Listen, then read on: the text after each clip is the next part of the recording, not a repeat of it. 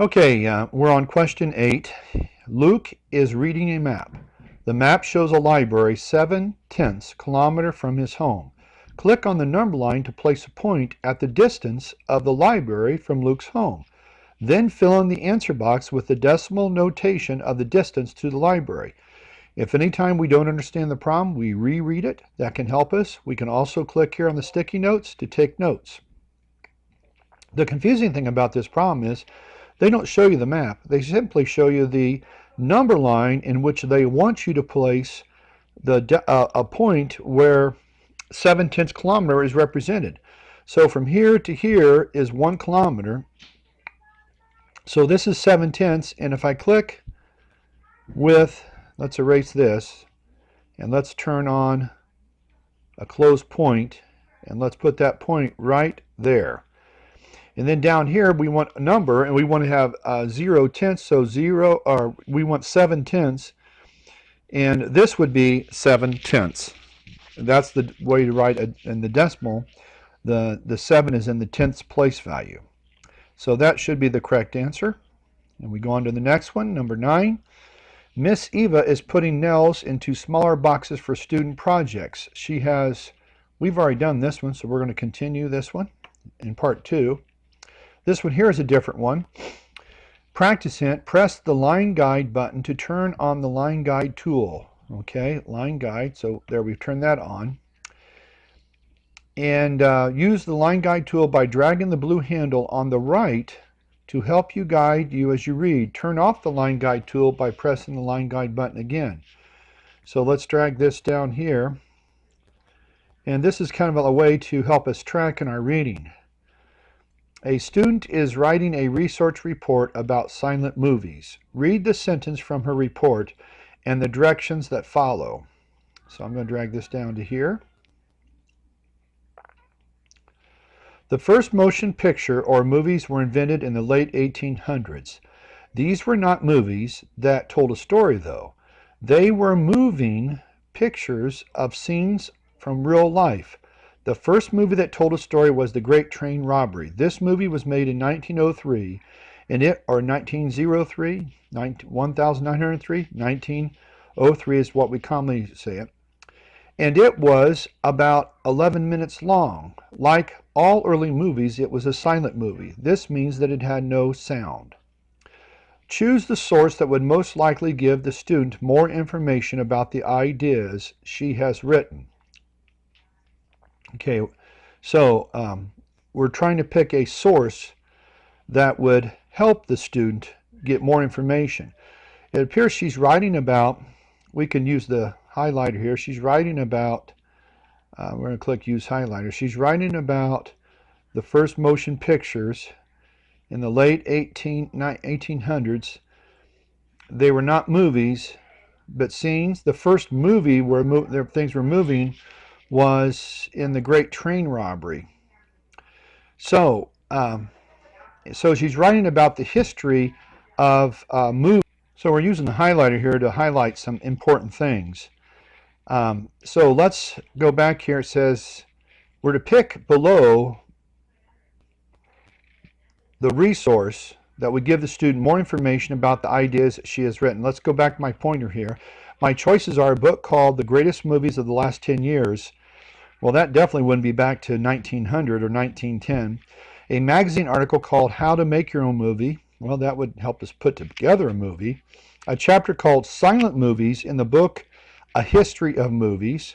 A dictionary that has the meaning of the words silent and movie. But this one right here, if you think about it, if the student would read this, they get a lot more ideas for the story. So this is the best answer. And I click that and it highlighted automatically. So that's my best answer.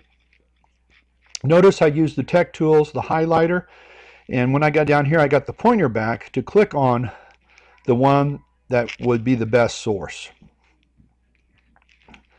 Question 11, it looks like some reading and multiple choice. It says practice hint. Press the highlighter button and select the use highlighter feature. So we're going to turn that on, use the highlighter. Use the highlighter tool to mark important information. To remove highlighting and turn off the tool, press the highlighter button and select Clear All. In this question, Use the highlighter tool to mark the student's opinion. Then use the cross-off tool to strike out through those notes that do not support the opinion. A student is writing research report about riding bikes. Now this is their opinion. He wrote an opinion, so opinion would be what he thinks about riding bikes. That's whether he thinks it's good or bad. Read the sentences from the student's report and the directions that follow. To go from one place to another, riding a bike is better than riding in a car. Now that's his opinion. Actually, riding in a car is a lot faster, isn't it? If there's a traffic, but he goes on to write, if there's a traffic jam on the road, riders on the bike path next to the road can move faster. You do not have to put gas in a bike like you do in a car. Sometimes it is easier to park your bike close to the place where you're going. The student took notes about riding bikes. Choose 2 notes that support the student's opinion. So we need to turn back off here. We're going to turn the highlighter off. We're going to get to the cross-off hairs.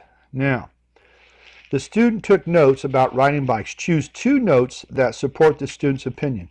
When riding a bike, you should always wear a bike helmet. We're trying to pick 2 notes that support the student's opinion. He says better than riding in a car. The hardest part of learning to ride a bike is keeping your balance. We're trying to find 2 notes that support the student's opinion. Riding a bike is a lot faster than walking, especially if you need to go far. When the weather is rainy, you should ride in a car so you do not get wet. That's not going to support the opinion. Riding your bike gives you exercise because your legs make the bike go. You spend more time outdoors when you are on a bike, and this is good for you. So we're trying to find ideas that support the opinion better than riding in a car. I think riding a bike is a lot faster than walking, especially if you need to go far. But if you think about that, that doesn't make sense. Because if you're going to go far, you want to go in a car because you can go faster. So we can get rid of that one. These last 2, riding your bike gives you exercise because your legs make the bike go. Yeah, it gives you exercise. That's good. You spend more time outdoors in the fresh air, and you get more fresh air, and you're more outdoors than if you're riding a car. So I think the last 2 probably would be best. So I'm going to go back up here and get my pointer, and I'm going to pick this one and this one. And I hope that we've done that one correctly. Now we come to question 12. Use the magnifier button and select 1.5 or 2.0 to turn on the magnifier tool.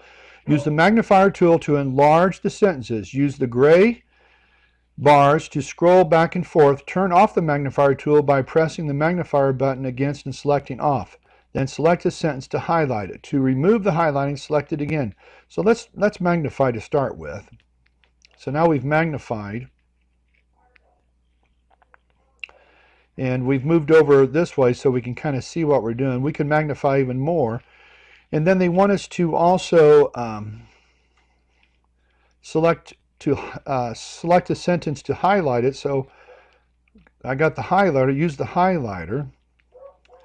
And the directions now tell us a student is writing a research report about the animals in Antarctica. Antarctica is in the South Pole. Choose 1 sentence that has information the student can use to support the topic. So we're looking for information in the paragraph about animals of Antarctica. And we're going to highlight that. Antarctica is one of the most difficult places in the world to live in the world. Antarctica is the coldest place on Earth. It is not surprising that very few people live there year-round. Even though few people live there, many people take trips to Antarctica each year. Some scientists go there to study the ice because Antarctica is almost all ice. It has few plants. Only 2 types of flowering plants are found there. Many types of penguins make their home there. Now, I think that this one here would help us with identifying animals of Antarctica. And I think probably the first sentence also, but they just says choose one sentence that has information the student can use to support the topic. I'm going to turn the magnifier back off, and we're going to finish by using this, turn the highlighter, we're going to clear it off and get the pointer. Let's go with the pointer, and we think it's this one right here. And then when I clicked on that with the pointer, I got many different types of penguins make their home in the Antarctica. And they wanted one sentence. And so we've identified one sentence that goes along with animals of Antarctica. So I think we've got that one completed. Let's go on. Select the title to highlight it. Remove the highlighting selected again. Press the eraser button to remove all the highlighting from your answers. So highlighting, use the highlighter. Read the book titles. Choose the 2 book titles that have errors in capitalization. So these are all book titles, titles of books. And if we know about capitalizing titles, we always capitalize the first and last and any important words in the middle. Now this Walt is important, but was is not, so that's not a good one. So I'm not going to collect that one. I'm not going to pick that one. The twin toddlers turn 2. This one here, possibly, that one there could be selected, but it has the word twin and turn are smaller words and probably should not be capitalized. Harold and the Purple Crayon, this definitely is capitalized correctly for a title. Harold and the Purple Crayon. Science experiments for kids, 4 should not be capitalized. The Mystery of the Lost Backpack, this looks good. Mystery and even lost is important. Where turn and twin are not as important, we could click this one. The best day I ever had in my life. Had is a small word and it should not be capitalized. So I'm supposed to select 2, and I've selected these 2, but not the other 3. So I think that was the best answer. We're going to go with that and see what happens. Question 14. It looks like we have hints and some reading selection, and then in one paragraph, continue the story by, we're going to be typing over here. So, press the highlighter button and select Use Highlighter to turn the highlighting tool on. Turn the highlighter on. To remove highlighting, turn off the tool. Press the highlighter button and select Clear All. Press the Sticky Note button to turn on the Sticky Note tool.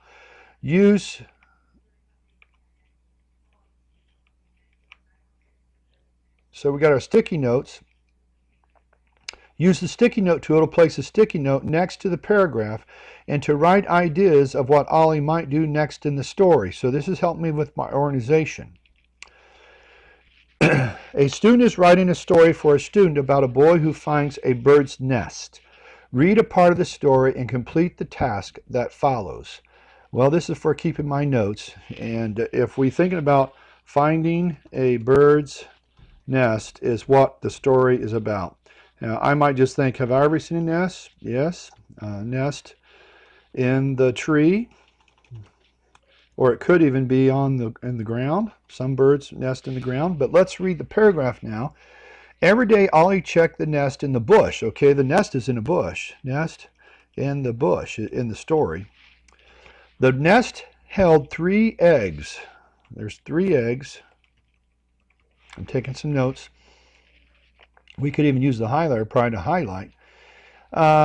When Ollie came close, she flew up in the nearby tree and watched him. He made sure not to get too close, the mother bird that is, too close to the nest. He did not want to scare the mother bird away. Then one day Ollie heard faint sounds in the nest. As he came closer, the sounds got louder.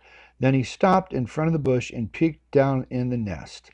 And one paragraph continued the story by describing what Ollie does next. Well, there were eggs in there, and he hears the sound, so apparently the eggs have hatched. The